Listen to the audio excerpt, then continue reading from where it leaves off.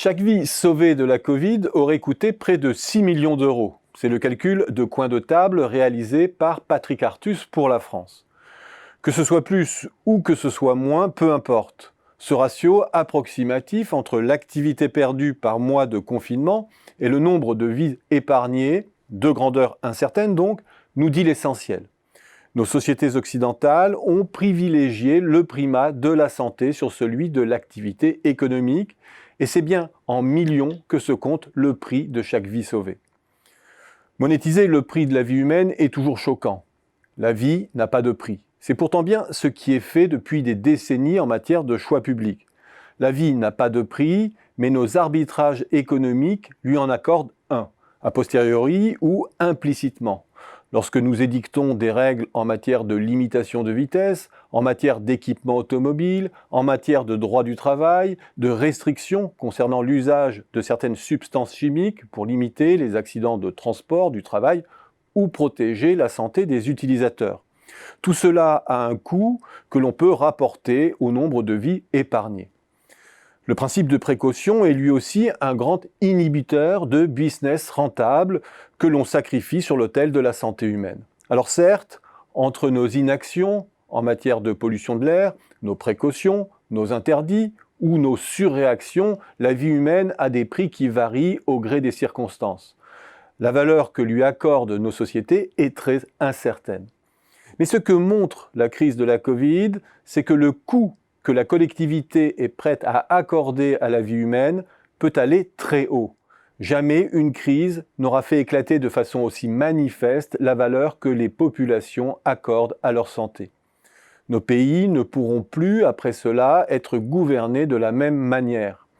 Contingenter les professions de santé, sacrifier les lits d'hôpitaux, fermer des maternités, exposer les populations à des risques sanitaires, sous-investir, sous-stocker pour la santé ou la dépendance, tous ces arbitrages qui étaient rendus encore récemment au nom de l'efficacité, de l'équilibre budgétaire, ne sont plus audibles. Dans les économies les plus avancées du moins. Et cela soulève un sérieux problème en matière de concurrence, car dans la plupart des économies avancées, le coût de la santé est socialisé. Il est financé collectivement et se retrouve très majoritairement en prélèvements supplémentaires sur les entreprises et sur les ménages. La santé est tout à la fois un fabuleux marché avec des emplois et des investissements à la clé, mais c'est aussi un élément de coût réparti sur les agents privés.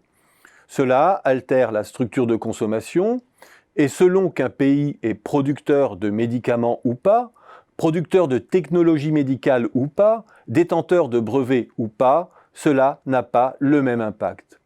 Cela affecte la compétitivité prix aussi, car cette préférence collective pour la santé, pour une espérance de vie accrue, n'est ni présente ni réalisable dans toutes les sociétés avec la même intensité ou avec les mêmes moyens. Et là encore, la crise de la Covid est un révélateur. Tous les pays n'accordent pas la même valeur à la vie humaine, soit que leur exécutif soit dans le déni, soit que le défaut d'institutions sociales et de santé interdise ce choix, soit que la précarité économique des populations comporte plus de risques que l'absence de confinement, soit que le déficit démocratique autorise des mesures de coercition moins coûteuses collectivement.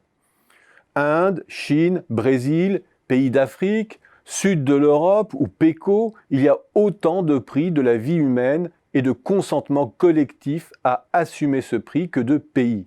Et au sein même des pays développés, l'hétérogénéité des situations entre les différents États américains, entre métropole et province, ou au sein même des pays du nord de l'Europe, entre Suède et Norvège par exemple, montre que l'on est face à un puzzle de situations particulières et face à des modes de résolution différenciés dans le temps et selon les régions. Il y a là une source potentielle de distorsion de la concurrence internationale considérable.